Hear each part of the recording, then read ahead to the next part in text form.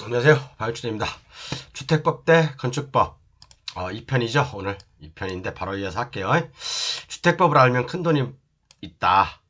건축법과의 비교를 통해서 우리가 한번 또 돈을 한번 벌어봐야 되겠죠. 그죠? 뭐 교재 판매는 이렇게 하고 있으니까 서두르십시오. 서두르시는 게 좋아요. 자, 그 다음에 교재를 보면서 바로 할게요. 저번 시간에 의해서 모르시는 분은 아까 전 시간에 거 바로 보세요.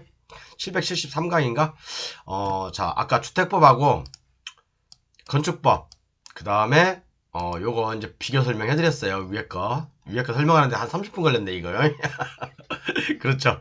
자, 그러면, 여러분이 이제 우리가 항상 경매를 공부하는 사람들은 주택법을 많이 공부 안 해. 솔직히 말씀드리면. 주택법을, 아유, 마이크가 꺼져 있었네?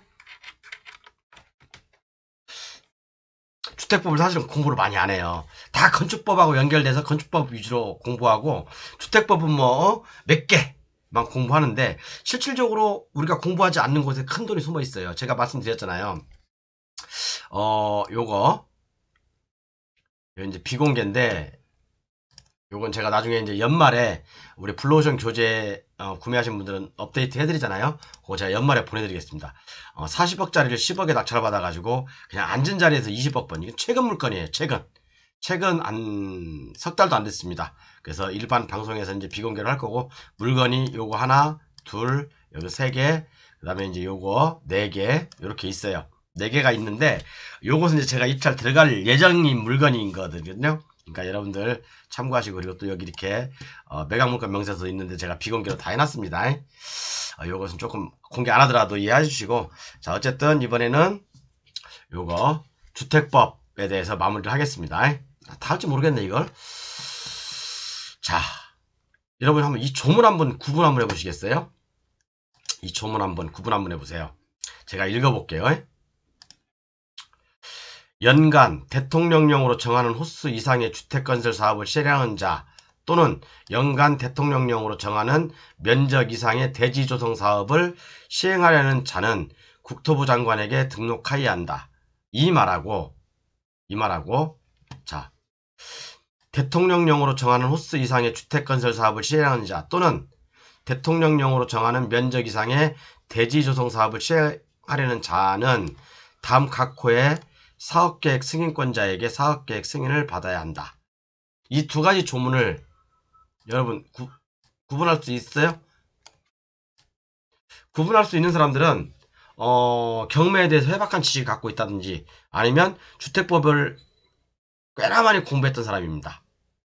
대충 읽어서는 뭐 이게 뭔 말인지 잘 몰라요. 그죠? 그래서 이 하나는, 사조는 주택 건설 사업의 등록이고, 하나는 사업계획의 승인이에요. 그러니까 주택 건설, 우리가 주택 건설 업자가 되려면, 그죠? 주택 건설 사업을 등록해야 되잖아요. 그죠? 그래서 1년에, 그러니까 앞으로 연간 있잖아요. 연간. 제가 연간 대통령령으로 정하는 호수 이상. 이것은 그거예요. 그리고 연간 대통령령으로 정하는 면적 이상. 여기에요. 연간 호수라는 것은 단독주택 20호, 공동주택 20세대 이상을 건설하려고 하는 사람이라든가, 아니면 1만 제곱미터 이상의 대지조성 사업을 하려는 사람들은 국토부 장관에게 등록해야 돼요. 등록을 해야 돼. 국토부 장관에게 등록을 해야 된다고요. 근데 등록하는 요건을 아무나 뭐 다 해주냐? 그죠? 다 해주냐? 그건 아니에요. 요렇게 자본금 뭐 3억 이상, 그 다음에 기술 인력도 있어야 되고요. 뭐 기술인 1명 이상, 그 다음에 사무실의 면적도 있어요. 그죠? 요 세 가지 조건을 맞춰서 국토부 장관에게 등록을 해야지, 내가 그러니까 연간 20호 이상의 주택을 건설하려고 하는 사람들은 국토부 장관에게 이러이런 조건을, 자본금 3억, 사무실 면적, 그 다음에 이제 기술 능력을 갖춰서 국토부 장관에게 등록을 해야지 주택 건설 등록업자가 되는 겁니다. 주택 건설 등록업자가 되는 거예요. 그죠? 그래야지 주택건설 사업이라든가, 아까도 전 시간에 말씀드렸지만 주택건설 사업이라든가, 아니면 대지조성 사업을 할 수가 있는 거예요. 그렇죠? 그리고 또 아래 조문은 뭐냐면, 사업계획 승인인데 대통령령으로 정하는 호수 이상의 주택건설 사업을 시행하려는 자 또는 대통령령으로 정하는 면적 이상의 대지조성 사업을 시행하려는 자 이게 중요해요 이게. 그 다음에 주택건설 사업을 하는 이게 키워드거든요. 자 대통령령으로 정하는 호수 이상 이게 바로 단독주택 30호 공동주택 30세대 이상이에요. 그죠? 그 다음에 대통령령으로 정하는 면적 이상의 대지조성 사업을 하려고 하는 사람들 이 사람은 바로 1만 제곱미터 이상입니다. 그러니까 우리가 주택법에 따라서 건축법에는 제가 저번 시간에도 말씀드렸지만 모르면 저번 시간하고 반복되는데 저번 시간 거 반드시 보세요. 우리가 건축법에서는 건물을 짓고 그죠? 그 다음에 뭐예요? 건축물장을 만들고 그 다음에 등기부를 작성해야지 이때 비로소 지목이 대로 바뀌는 거잖아요. 그죠? 그런데 주택법에 의해서는 이 건물이 없어도 대지조성 사업 내가 땅을 토목작업을 하겠다 이거예요. 형질 변경을 하겠다 이거예요. 대지조성 사업이 말 그대로 형질 변경 사업이거든요. 내가 집을 질 수 있도록 토목공사를 하겠다 라고 하면 건물이 없어도 지목이 대로 바뀐다니까요. 이게 바로 대지조성 사업입니다. 이게 그렇죠?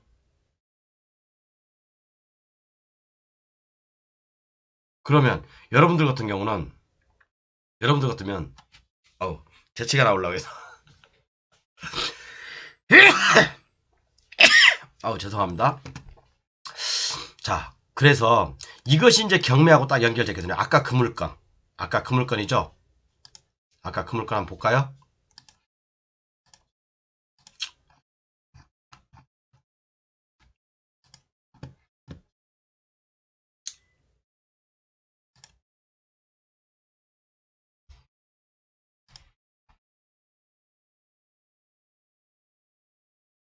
자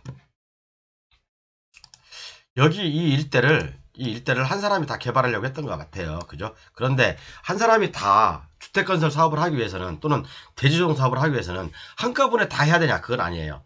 대지조성 사업만 예를 들어 이 블럭만 이렇게 대지조성 사업만 먼저 할 수도 있고 아니면 주택건설하고 같이 하겠다라고 하는 사람이 있을 수도 있고 근데 대부분은 대지조성 사업을 먼저 하고 지목을 대로 만들고 그 다음에 여기다가 집을 짓는 게 통상적인 관례죠. 아파트가 아닌 이상은 그죠? 그래서 요 물건이 바로 그런 물건이에요. 자 그래서 한번 볼게요. 이해 가셨죠? 그래서 우리가 이제 주택법에도 취소의 규정이 있죠.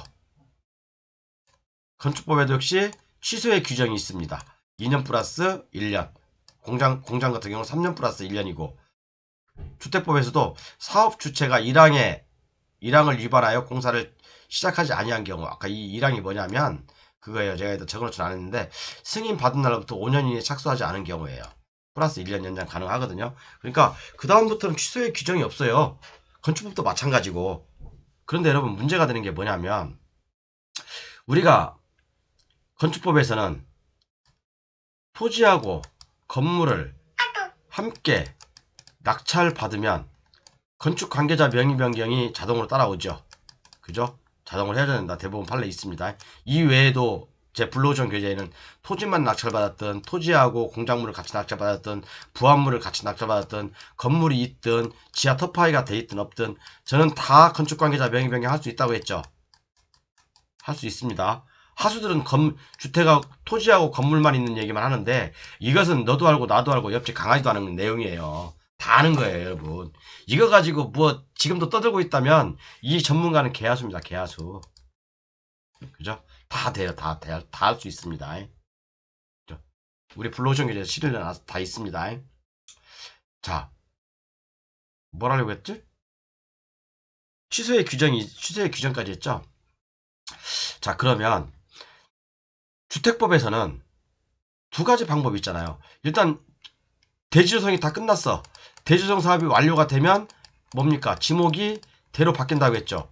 그렇기 때문에 아까 건물이 없는 나대지도 지목이 돼인 거예요. 그게 바로 주택건설 사업, 그러니까 주택법에 의해서 대지조성 사업을 완료된 거예요. 대지조성 사업이 완료되고 난 다음에 건축업자가 이 토지를 매입해서 그죠? 건물을 짓다가 부도난 거잖아요. 그죠? 이해 가시죠? 그런데 만약에 이게 이제 그 주택법에 의해서 주택 건설을 하다가 아파트를 짓다가 부도가 났어. 그래서 토지하고 건물이 동시에 경매로 나왔어. 그러면 건축법에서는 건축관계자 명의 변경을이라고 얘기하는데 이때는 사업계획 승인권이 낙찰자한테 오냐 안 오냐 그 문제를 따질 수가 있겠죠. 이것도 똑같은 원리예요. 똑같은 원리입니다. 토지하고 건물을 같이 낙찰을 받은 사람한테 따라오게 되어 있습니다. 제 블루오션 건축관계자 명의 변경 편에 있습니다. 이거 보세요. 이해 가셨죠? 근데 안 되는 경우가 있죠.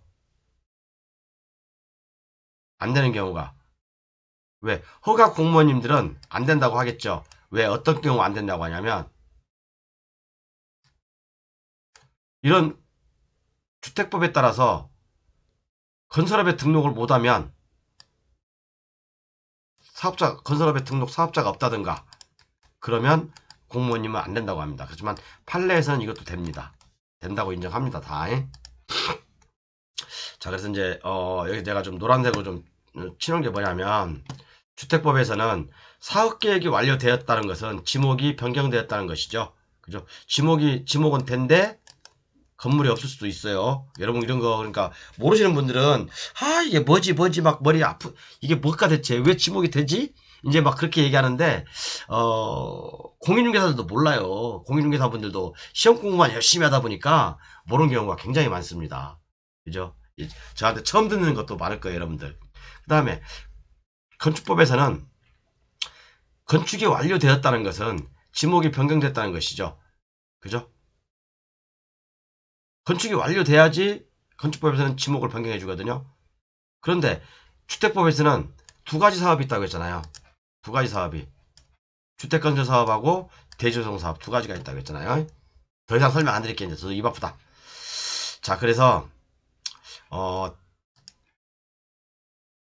단독주택 30호, 공동주택 30세대 이상, 그 다음에 1만 제곱미터 이상 대지조성 사업이죠. 사람들이 이걸 갖다 이 법조문을 대충 흘려서 읽는데 그러다가는 큰일 납니다, 여러분. 여기 돈 안 보여요. 자, 그 다음에 자, 요거 한번 볼게요. 요거 이제 두 개의 물건인데 요 물건하고 요 물건 한번 비교해 볼게요, 여러분. 아까 이 물건은 강원도 철원군에 있는 거죠. 그리고 이 물건은 충청남도 천안시에 있는 거예요. 이 물건의 차이가 뭐냐면 제가 사건번호 적어놨으니까 보세요, 여러분들. 요것은 말 그대로 지구단위 계획에 의해서 주택법에 따라서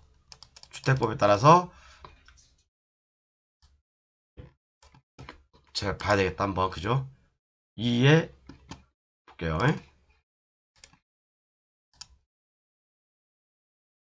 요거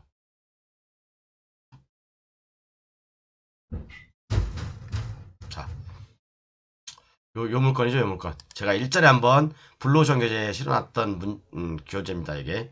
아파트가 다 들어와 있죠, 이렇게요. 아파트죠? 아파트입니다. 아파트예요. 자, 설명해 드릴게요.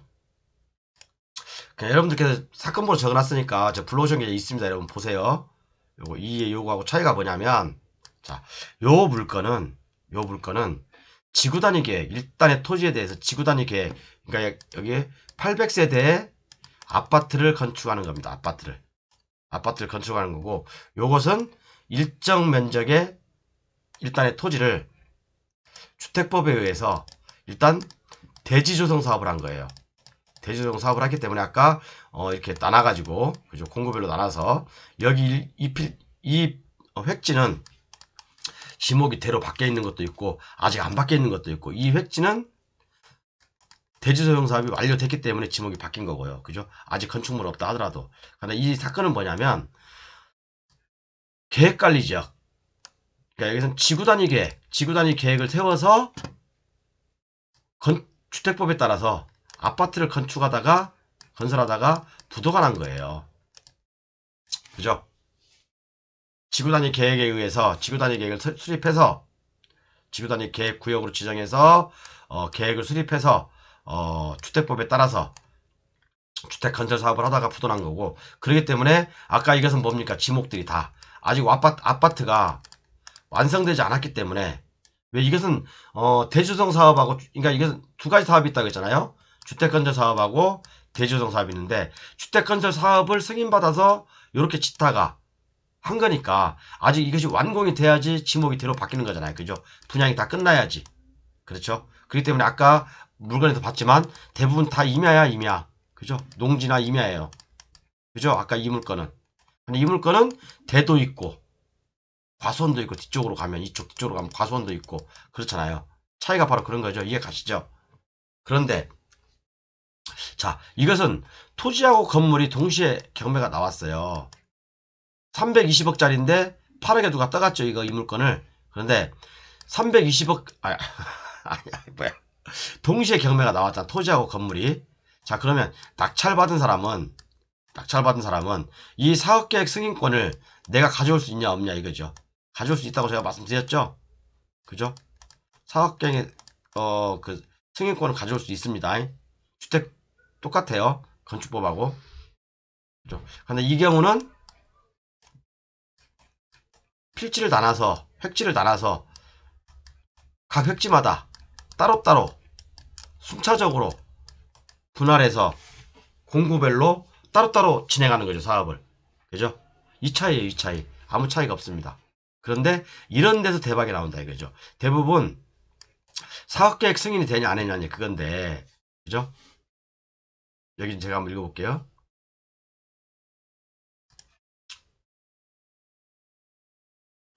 자, 법정 이상은 안 되고, 철거 청구도 안 되고, 철거 청구하면 주택건설 사업계획의 승인권을 저렴하게 받아온다. 그리고 이제 현재 토지 가격은 150억 정도이므로 80억이 저렴하다. 그러므로 토지만 낙찰받은 후 철거해서 새롭게 승인 신청한다. 돈이 엄청 들겠죠. 아파트를 부수려면 이거, 그죠? 장난 아니겠죠? 그죠? 자, 그래서 이제 중요한 건 이거예요. 아파트를 짓다가 말았으면, 그죠? 아파트를 짓다가 말았으면 주택건설 사업 승인권을 내가 가져올 수 있냐 이거죠. 그러니까 이 물건에 있어서는 그때 당시에 이걸 승인권만 40억을 요구하더래. 그 양반이. 저한테 제가 의뢰받은 물건이거든요. 40억을 요구했는데 말도 안 되죠. 어떻게 40억을 주고 승인권을 사옵니까? 말도 안 되는 거죠. 그래서 이제 그때 한번 풀어드리는데, 자, 우리가 이제 여기까지 다 이해 가셨죠? 이렇게. 그죠? 중요한 내용이 바로 그거예요. 주택법이냐 건축법이냐 그걸 명확히 구분하시고, 그 다음에 사업계획이 주택건설 사업이냐, 주택법에 따라서 주택건설 사업이냐 아니면 대지조성 사업이냐, 아니면 주택건설 사업하고 대지조성 사업이 짬뽕으로 함께 가는 거냐, 그걸 구분하시면 돼요.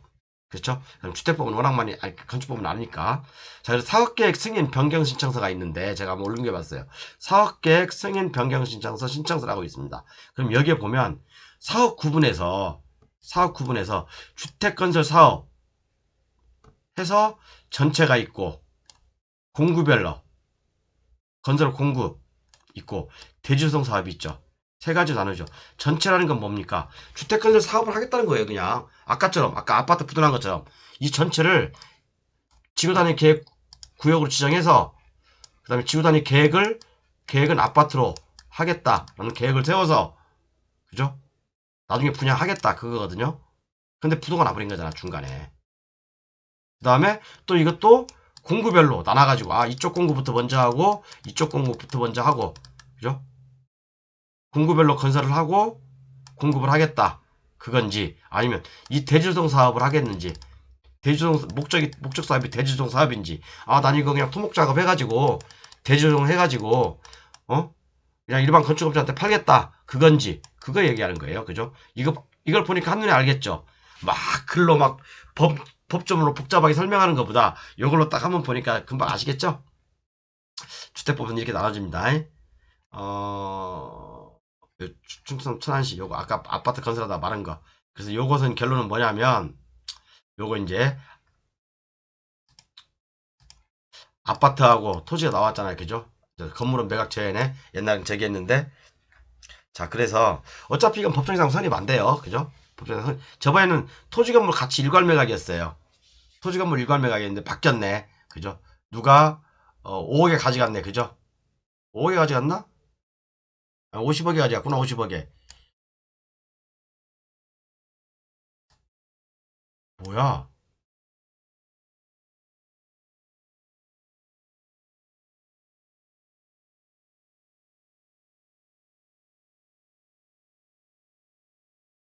오십억에 가져갔네. 맞네? 23억짜리를 50억에 떠갔네.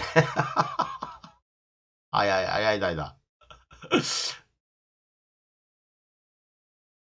56억 8천. 맞는데 56억에 가져갔네. 언제 가져갔대? 참. 그래서 건물은 매각 제외네요. 어쨌든 간에, 이때 이제 이 물건에서 판례가 나와 있어요. 이제 건물하고, 요거, 토지가 있고 건물에 아파트가 있는데, 그죠? 주택건설 사업 승인권을 낙찰자가 토지하고 건물을 동시에 낙찰을 받으면, 주택건설 사업 승인권을 가져올 수 있는지, 그죠? 그 문제를 놓고 대법원까지 간 사건이 있거든요. 대법원까지 간 사건이 있어요. 그래서 대법원에서는 낙찰자 손을 들어줬죠. 어? 낙찰자에게 토지와 아파트를 매수한 니치 개발의 주택건설 사업계획의 변경 승인을 해주는 것은 당연하다는 결론이 이렇게 제가 이제 만들어놨습니다. 이게 1심이고, 그죠? 2심, 그다음에 3심에서도 원고승, 그죠? 이렇게 나왔습니다. 요 내용입니다. 제가 일전에 이건 방송을 했고, 뭐 두 분 방송하지 않겠습니다. 이건 어떤 블로그에 이제 자세히 실어놨으니까. 그래서 이제 요 물건에 대한 판례가 여기도 역시 마찬가지 또 있고, 이렇게 판례가 있죠. 어, 하나 또 사례는 뭐냐면, 주택건설 사업 등록 절차나 주택건설 사업 승인을, 절차를 거치지 않은 사람이거든요. 그죠? 그런데 그래서, 시청에서는, 이제 홍성 군수는, 당신은 주택건설 사업 등록이나 주택건설 사업 계획 변경 승인을 안 했다. 라는, 이유를 들어서, 반려처분을 했습니다. 그죠? 반려처분을 했는데, 결론은 어떻게 나왔냐? 이렇게 건축을 허가를 받은 자에 해당한다고 볼 수 없다. 이렇게 결론이 나왔습니다. 그죠? 그 때문에 이것은 어떤 그런 걸 주택건설업자의 그 조건을 갖추려면 아까도 말씀드린 어떤 자본 능력이라든가 사무실이라든가 그 다음에 기술 능력이라든가 그런 걸 갖추고 있어야지만이 그런 게 승계가 됩니다. 그런 사람이 아니고 낙찰을 받으면 큰일 납니다. 네, 오늘 이렇게 좀 제가 강의를 좀 이렇게 준비했는데, 그러니까 이게 다 공개할 수가 없어서 사실은 제가 조금 이렇게 좀 많이 망설였어요. 많이 망설였고 나머지는 이제 공개를 해드린 거고, 그 다음에 이제 요것은 정말 제가 공개하면 안 될 것 같고 해서 이제 공개를 안 드렸고, 요건 제가 정말 연말에 제가 이 교재는 정말 나 이거 공부하고 싶다. 정말 이거 뭔지 궁금해 죽겠다. 라고 하시는 우리 그 블루오션 교재 구매하시는 분들 있잖아요. 제가 12월 말에 보내드릴게요. 원하시면. 지금은 안 됩니다. 네, 이렇게 해서 이제 1편, 2편 해서 구분을 해드렸는데, 어쨌든 좀 도움이 되셨는지 모르겠네요. 여러분들께서 헷갈릴 만한 것들을 제가 좀 요약해서 말씀드렸습니다. 이해 가시죠? 이해 가실 걸로 알고, 자, 어쨌든, 이거 뭐지? 어쨌든, 교재 판매는 이렇게 하고 있으니까, 공부 진짜 하시고 싶은 분들은 교재 구매하셔가지고 공부하시기 바랍니다. 진짜로요. 네, 감사합니다.